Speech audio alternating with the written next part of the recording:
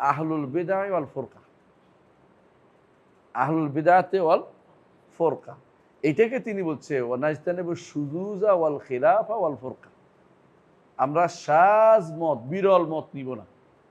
কিন্তু আমাদের দেশে একটা গোষ্ঠী শুধু বিরল মত পছন্দ করে, এটা বিশাল গোষ্ঠী, বিরল হলে পছন্দ হয় বেশি। এইটাও সালাফদের নীতির বিরুদ্ধ।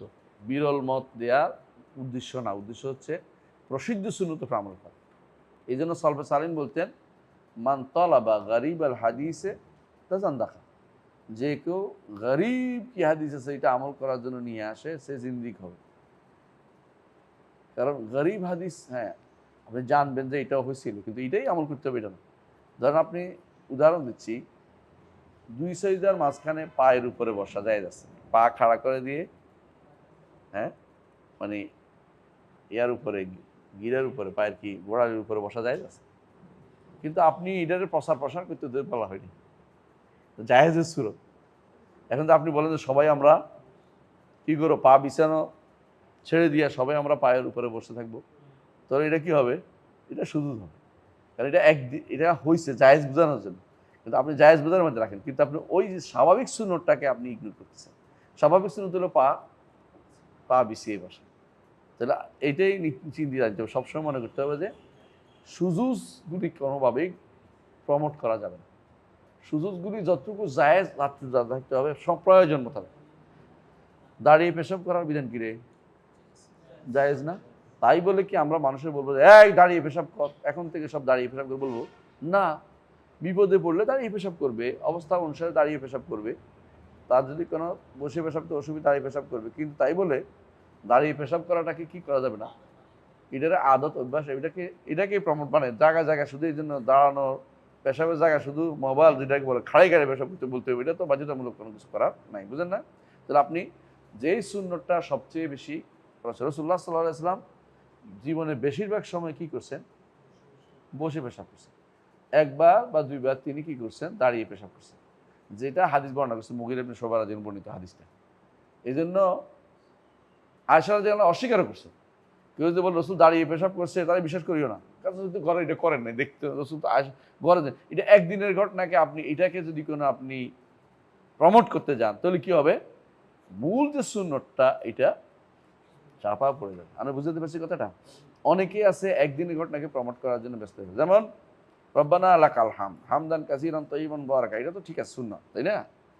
কিন্তু একদম জোরে বলছে দেখে এখন সবাই সবসময় জোরে বলতে থাকবেন, তাহলে আপনি আস্তে বলা সুন্নতটাকে কি করছেন? আপনি এটাকে তাহলে নিচে ভাড়া দিচ্ছেন, এটা তো হবে না। কারণ এটা হলো, হ্যাঁ আপনি মাঝে মধ্যে বলতে পারবেন, কি জন্য? মানুষকে জানানোর জন্য। এখানে কি আছে? জোরে বলা আছে, রব্বানা লাকাল হামদ একটা জিনিস আছে, হামদান কাসীরান তাইয়িবান মুবারাকা আছে না, এটা বলতে পারবেন। এটা বোঝানোর জন্য, জানানোর জন্য রাসূল এটাই করছেন। একদিন তিনি নামাজ পড়ছেন কোথায়? মিম্বারের উপরে নামাজ পড়ছেন কেন? দেখানোর জন্য সালাত কেমনে পড়তে হয়, দেখানোর জন্য একদিন পড়েই দেখেছি। তাই বলে এখন যে আমি বলে যে আমরা সব এখন থেকে মিম্বারের উপরে নামাজ পড়বো, তাহলে হইব না? এটা স্বাভাবিক সুন্নত না থাকে। তাহলে এই সুজুজটা খুব খারাপ জিনিস। আমার এক ওস্তাদ ছিলেন, নাম ছিলেন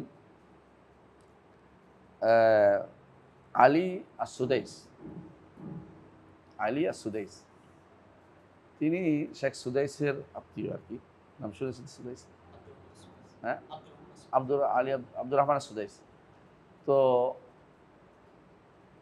উনি একটা থিসিস লিখছে আর সুদুদ, তো ওটার মধ্যে যে সমস্ত জিনিস আছে, মাসালা আছে, এগুলি পড়ার পর আমি বললাম, ওস্তাদ আমি তো নিজে এখন এগুলি দ্বারা প্রভাবিত হয়েছে। শেষের পৃষ্ঠাটা একবার পড়বা, ওখানে লেখা আছে। আমি এগুলি লিখছি শুধু দূরে থাকার জন্য, এগুলি আমল করার জন্য লিখিনি।